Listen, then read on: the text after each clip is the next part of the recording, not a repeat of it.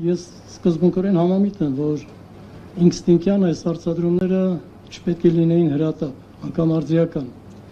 Բայց ցավոք պետք է արձանագրենք, որ դրանք ձեռք են բերել արձիականություն եւ դրանց քննարկումը ինստինկտյան դարձել է անխուսափելի։ Եթե ինձ հարցնեք, բայց դեպքում ինչ հարցադրումներ կան, որ դուք համարեք առավել արձիական, ես կասեի եկեղեցու հետ կապված, ձեռք չեմ թողնում մի կողմ թողնենք մյուս հարցադրումները կապված մեր երկրի անվտանգության, տնտեսական, սոցիալական, քաղաքականության մյուս ոլորտների հետ։ Հրատապ խնդիրն այն է, որ այսօր եկեղեցին, ինչպես նաև հայտարարության տեքստում դուք կնկատեք, ըստ էության ճանաչում է որպես միջնաբերդ։ Այս տերմինը վերջերս դրվել շրջանառության մեջ կարծում շատ հաջողված եզրույթ է, որտեղ բոլոր արժեքների, հոգևոր մշակութային արժեքների, ազգային ինքնության համատեքստում եկեղեցին միջնաբերդ է։ Եկեղեցուն հասնելու համար իսկապես պետք է մի քանի ազգային ինքնության արժեքներ ոտնահարել։ Եվ այս տեսանկյունից, եթե մենք եկեղեցին իսկապես ինչը սահմանադրությամբ է ամրագրված այդպիսին է, ապա խելամիտ քաղաքականության դեպքում, եկեղեցի պետություն խելամիտ փոխհարաբերության դեպքում մենք ունենենք հսկայական հաջողություններ։ Մենք որևէ կառույց չունենք համահայկական, որը ունենար ցանցային համակարգ ամբողջ աշխարհում, որտեղ դուք գիտեք, որ հայ եկեղեցին ունի իր բոլոր թեմերը, կառույցները աշխարհի բոլոր ծայրերում եւ կարող է հսկայական աշխատանք կատարել ի նպաստ հայ ազգային շահերի պաշտպանության։ Եվ անգամ դրանք ամրագրված են սահմանադրության մեջ։ Երբ որ մենք խոսում ենք սփյուռք հայության վերադարձի մասին, հայրենադարձության մասին, մենք հաճախ լսում ենք, որ հայրենադարձությունը մեզ համար առաջնահերթ չէ, բայց ամբողջ խնդիրն այն է, որ սահմանադրության 19-րդ հոդվածը չի թողնում այս խնդրի լուծումը որևէ մեկի հայեցողությանը, սա համարում է սահմանադրական արժեք։ Հայրենադարձությունը պետք է նպաստել։ Եթե հարմար չեք գտնում, որ պետք է մտածեք սահմանադրական դրույթը փոխելու, բայց ոչ թե սահմանադրության դրույթի առկայության դեպքում մտածել, թե մենք որն ենք համարում առաջնահերթ, որը ոչ։ Եվ այս տեսանկյունից, եթե մենք իսկապես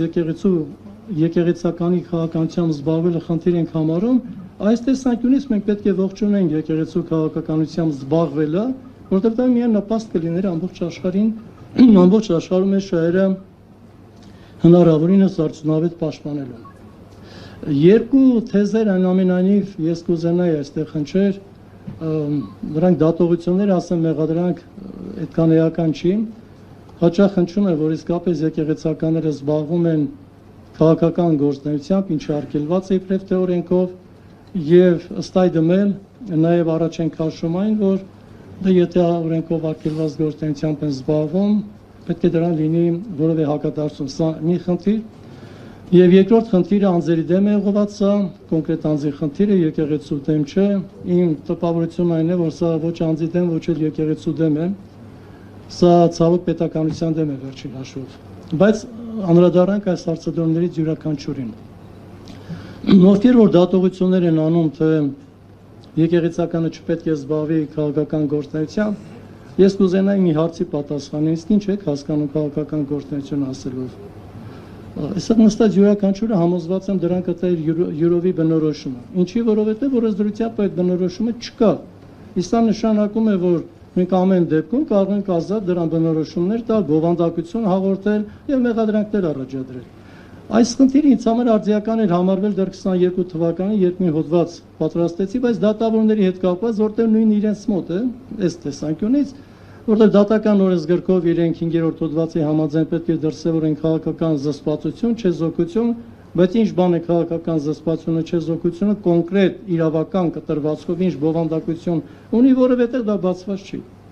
Եվ արդյունքում մենք բնականաբար ցանկացած բայի դատավորի որևէ հայտարարություն կարող ենք եւ անում ենք, գնահատում ենք որպես իբրև թե սկզբունքի խախտում, դրանից բխող հետևանքներով հանդերձ։ Ուրեմն առաջին հերթին ուզում եմ ասել, որ չկա նման բնորոշում։ Հետևաբար եթե մեղադրանք ենք առաջադրում, պետք է հոգայինք, դա պետք է անենք օրենսդրության դրա շրջանակները հստակեցնելուն։ Չափազանց բարդ խնդիր է, որտեղ քաղաքականություն օգտագործում է տարբեր բովանդակությամբ, տարբեր իմաստներով եւ կոնկրետ այս իմաստով պետք է փորձենք հստակեցնել։ Եվ ամենակարևորը լավ ընդունենք մի բան, որ եկեղեցին հենց դասական իրենց պատկերացրած իմաստով իրականացնում է քաղաքական գործունեություն։ Իսկ ինչը դա արգելված է օրենքով։ ախր երբ որ մի բան ենք ասում, պետք է նաև երկրորդ հարցի պատասխանը տանք, արգելված գործունեությունը, թե ոչ խրախուսելի գործունեությունը։ Քիչ առաջ ես նաև ներկայացրեցի, որ եթե եկեղեցին զբաղվեր քաղաքականությամբ կոնկրետ սահմանադրությամբ նախատեսված մի քանի ոլորտերում, մենք մեծ արդյունքներ կունենայինք։ Արգելք չկա, եւ չերել կարող լինել ամբողջ խնդիրն այն է, որ միջազգային իրավունքի չափանիշներով եւս եկեղեցականը չի կարող ունենալ քաղաքական զսպվածություն եւ չեզոքություն։ Իմիջիալուց այս տերմիններն էլ օրենսդրական համարվում են խիստ վիճահարույց, որտեղ միջազգային փորձում այս երկու տերմինները զուգահեռ չեն օգտագործվում։ Սա էլ խոսում է օրենսդրության անկատարության պայմաններում ինչ-որ մեղադրանքներ հնչեցնելու մասին։ Կա զսպվածություն կամ չեզոքություն հազվադեպ կիրառող, որտեղ սրանք հովանիշների, եթե մենք միան ժամանակ ենք օգտագործում, անհարկի շփոթ է առաջացնում։ Մի կարևոր խնդրի հետ կապված, տեսեք, երբ որ օրերս ես նաև լսեցի Պոլսի պատրիարքի նաև հայտարարությունը, որտեղ ինքը մտահոգություն էր հայտնում, որ նաև իր անունն է շոշափվում, եւ ասաց, որ իր դիտարկմամբ այս ամենը նախընտրական քարոզչության հետ է կապված եւ շատ այսպես կոռեկտ ոչաբանությամբ դիմելով իշխանություններին ասաց, որ խնդրում եմ այս հարցը թողեք, դա ձեր լիազորություններից դուրս է եւ զբաղվեք ուղղակի ընտրություններին պատրաստվելով։ Սա պատկերացրեք, մեկ այլ միջավայրում, մեկ այլ մոտոլորտում ձևավորված տեսակետ է եկեղեցականի, որ այս ամենը ընկալում է որպես նախընտրական քարոզչության բաղադրիչ։ Մենք շատ հաճախ ենք, չէ՞, քննարկում, թե ինչի համար է սա ցակել այս բան եւ ինչի դեմ է ուղղված։ Հիմա դրա մասին չխոսենք, դեռ ելույթ ունեցողները կանադառնան դրան, բայց բոլոր դեպքերում տեսեք, երբ ասում ենք անձի եկեղեցու դեմ, մի պահ չընդհանրացնենք եւ փորձենք հասկանալ։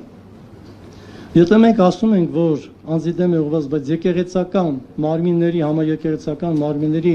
գործունեությանը վերաբերող հարցերը փոխում ենք իշխանական հարթությամբ լուծել, մենք նշանակում ենք եկեղեցիները թիրախավորում ենք։ Եկեղեցին ունի իր կառույցները, կառավարման մարմինները, որոնք իրավասու են լուծելու ցանկացած ներեկեղեցական խնդիր։ Որևէ մեկի միջամտությունն այստեղ ուղղակի չի թույլատրվում։ Ես չէի ուզենա անդրադառնալ պետություն եկեղեցի հարաբերություններին, պարոն Պողոսյանը հենց իր հարցադրումների շրջանակներում դրանց կանադառնա։ Ուղղակի մի օրինակի վրա եմ ուզում բերել այդ քաղաքականության հետ կապված, որ պարզ դառնա, թե մենք երբեմն ինչքան սահմանափակ ենք ընկալում ու երբեմն ցավոք հրամցնում այս ամենը։ Դա մտունենք շատ հաճախ են, չի ասում, որ դե եթե իսկապես եկեղեցին ուզում է զբաղվել քաղաքականությամբ, թող ստեղծի կուսակցություն եւ զբաղվի։ Ինչ իմաստով է դա ասվել, դա էական չի, բայց բոլոր դեպքերում փորձենք վերլուծել այս արտահայտությունը։ Սահմանադրության 94-րդ հոդվածի համաձայն հանրապետության նախագահը չպետք է լինի որևէ կուսակցության անդամ իր պաշտոնավարման ընթացքում, չպետք է ուղղակի մասնակցի կուսակցական գործունեությանը, բայց 93-րդ հոդվածում ամրագրված է, որ նախագահը պետք է ղեկավարվի համապետական համազգային շահերով։ 98-րդ հոդվածում էլ ամրագրված է, որ նախագահը պետք է իր իրավասություններին առնչվող հարցերով դիմի ազգային ժողովին ուղերձներով։ Որևէ դեպքում երևի տեղակ եք, որևէ ուղերձ չի եղել, բայց բոլոր դեպքերում սահմանադրությունը ամրագրում է։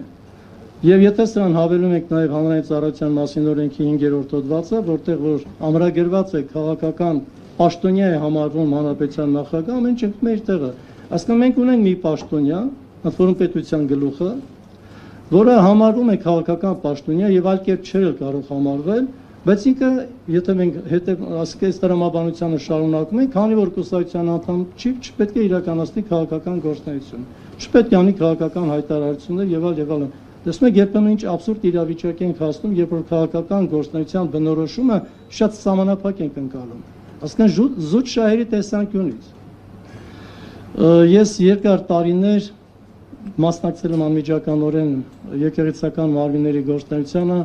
եղել են բազում հայտարարություններ եւ այդ հայտարարություններն երբեմն ցավոք ընկալվել իբրև թե ներքաղաքական, բայց բոլորը շատ լավ գիտեք, որ այդ հայտարարությունները բացարձակապես կուսակցական քաղաքական ասպեկտով նմանաբնույթ բովանդակություն չունեն, դրանք համազգային շահերով թելադրված հայտարարություններ են եւ որովհետեւ այստեղ հակառակորինական ոչինչ չկա։ Ավարտելով միտքս ուղղակի ես ուզում եմ բոլորդ մեկ անգամ եւս ուշադիր նայեք հայտարարության տեքստին, կարծում եմ, որ այս հայտարարության տեքստը կամփոփի մեր բոլորի մտահոգությունները եւ հուսամ, որ մենք կվերադառնանք մի այնպիսի մեկնակետի, որտեղ պետություն եկեղեցի հարաբերությունները կլինեն ոչ թե միջանձնավորված, ոչ թե կլինեն ոչ թե կոռեկտության սահմաններից դուրս, այլ կլինեն